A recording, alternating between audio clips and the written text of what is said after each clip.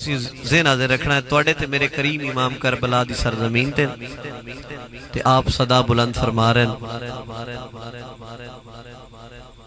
सदा की है जरा सुनना इमाम की फरमांदे इस वेले अल्लाह करे कोई गल भी नहीं सुन रहा होगा।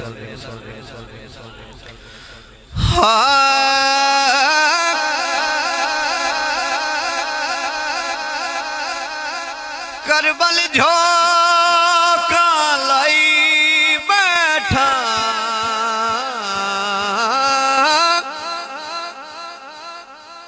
करबल झोंका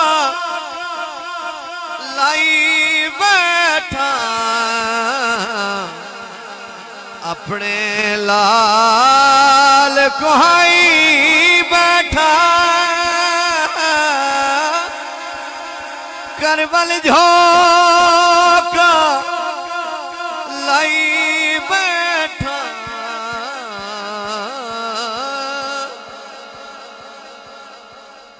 रेता ते कई फल पैरुल दे कासिम अकबर नहीं पै भूल दे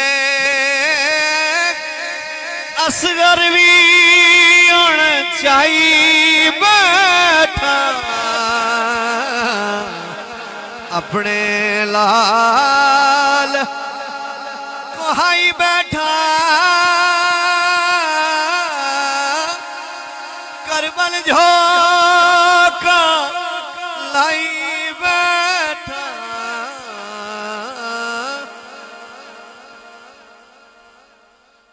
मुस्लिम ते मुस्लिम दी जोड़ी विछड़ के झोंक फना कर छोड़ी